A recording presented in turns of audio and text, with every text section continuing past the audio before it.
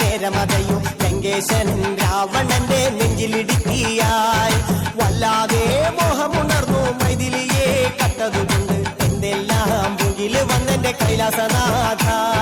പൊന്നുമകൻ മേഘനാഥനും സോദരനും സർവരും ഇന്ന് തന്നെ വിട്ട് പോയതല്ലോ കാലപുരി തന്നിൽ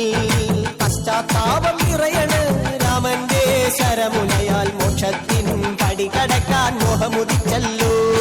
കാത്തരുളൂ ശ്രീരാമ പരമരുളൂ ശ്രീരാമ പ്രാർത്ഥന കേൾക്കാനിരിയും വൈകരുതേ നീ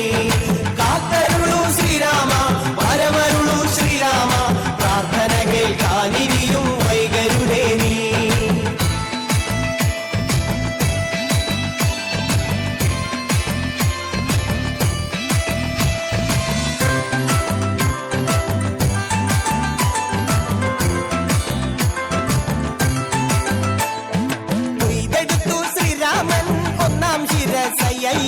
ദശമുഖനോ മോക്ഷത്തിൻ ഒരു പടി കടന്നയ്യ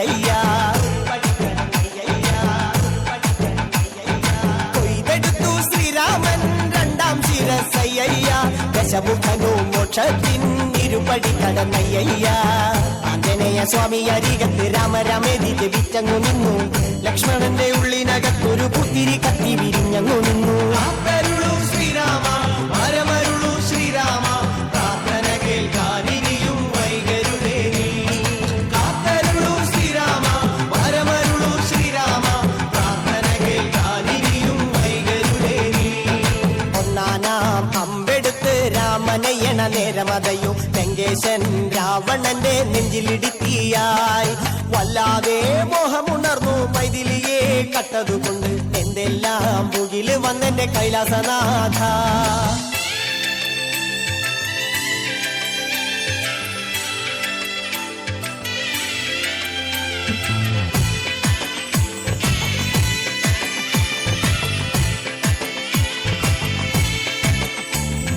കൊയ്തെടുത്തു ശ്രീരാമൻ മൂന്നും നാലും ശിരസുകള് ദശമുഖനോ മോക്ഷത്തിൻ പല പടി കടന്നയ്യ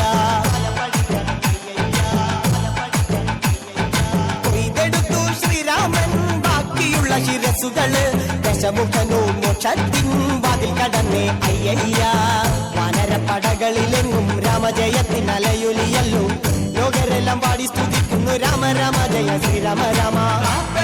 ശ്രീരാമ പരമരുളു ശ്രീരാമ പ്രാർത്ഥന കേൾക്കാനിരിയും വൈകരുതേ നീ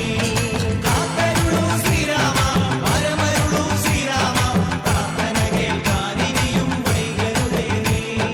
ഒന്നാനാം അമ്പെടുത്ത് രാമനയണ നേരമതയും ലങ്കേശൻ രാവണന്റെ നെഞ്ചിലിടുക്കിയായി വല്ലാതെ മോഹമുണർന്നു മൈഥിലിയെ കട്ടതുകൊണ്ട് എന്തെല്ലാം മുകില് വന്നെന്റെ കൈലാസനാഥ